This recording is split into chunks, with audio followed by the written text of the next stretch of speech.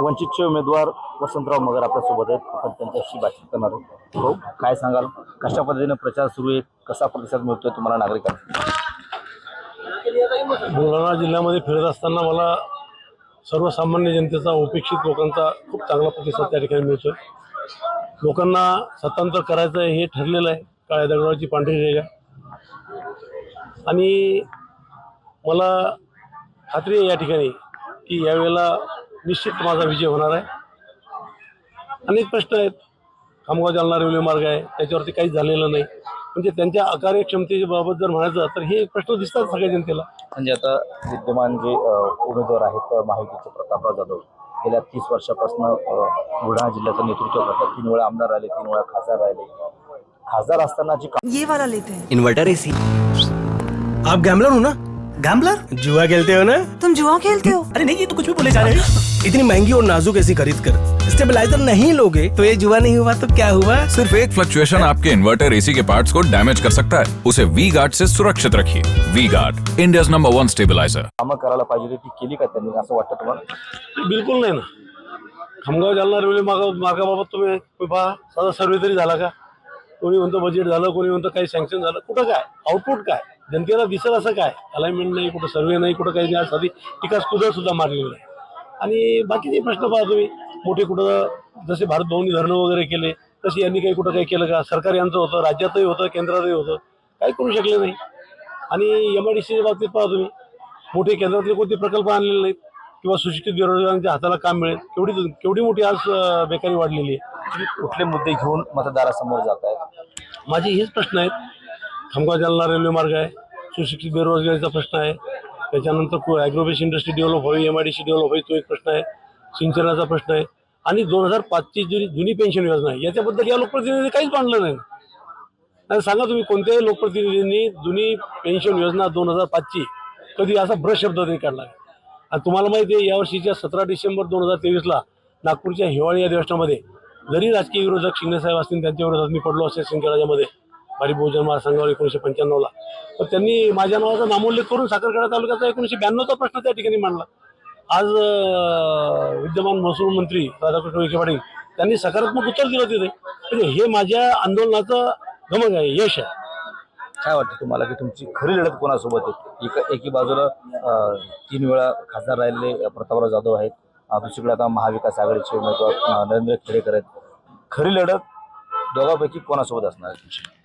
महाविकास आघाडीचे नरेंद्र खेडेकर यांच्यासोबत माझी लढाईच नाही. ते अगदी 3ऱ्या स्थानावर 4थ्या स्थानावर जातील.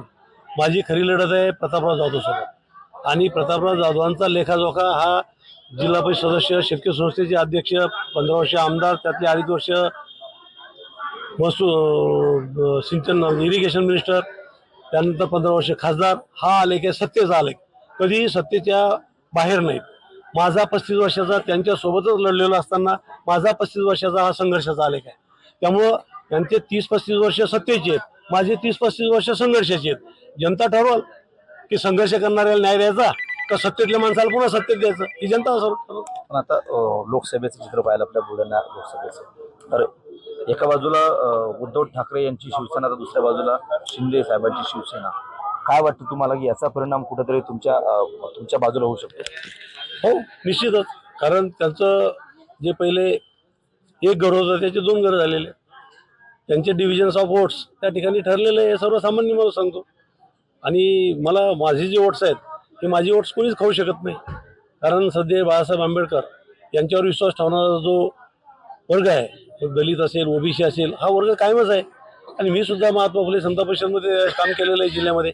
आज मी त्या पदावर नाही, परंतु सर्व समाजामध्ये सलोखा राहील, जातीय तेढ निर्माण होणार नाही, अशा भूमिका माझ्या प्रत्येक ठिकाणी राहत आलेल्या आहे. हे अल्पसमुदायाच्या सर्व लोकांना त्या ठिकाणी माहिती आहे.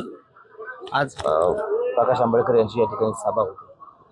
कुठेतरी याला वेळ झाला असं वाटत नाही की जे तुम्हाला प्रचार जो व्हायला पाहिजे होता तुमच्या उमेदवारीचा, तो वंचितकडून पाहिजे तसा होत नाही? नाही. बाळासाहेबांनी सभा अगोदरच दिलेली होती, परंतु काय झालं की सभेच्या स्थळाबद्दल आमचं जरा थोडंसं आमच्या कार्यकर्त्यामध्ये असं सुरू होतं की कोणी म्हणतो ते खामगावला घ्यावी, कोणी म्हणतो बुलढाणा घ्यावी, परंतु चिखलीला मिळाली. आणि काही नाही, केडर बेस पार्टी आहे.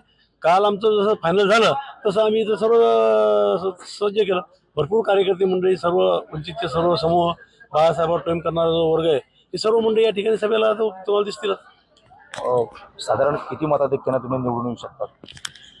मताधिक्य तर माझं 50,000च्या पुढे तर राहणार आहे, परंतु विजय निश्चित होणार आहे एवढी मी तुम्हाला आज गॅरंटी देतो. माझा आत्मविश्वास.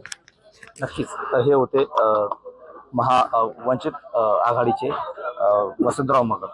विजय निश्चित आहे असा आत्मविश्वास त्यांनी या ठिकाणी व्यक्त केला. कॅमेरामॅन निलेश देशमुखसह गणेश सोळंकी, TV9 मराठी, बुलढाणा.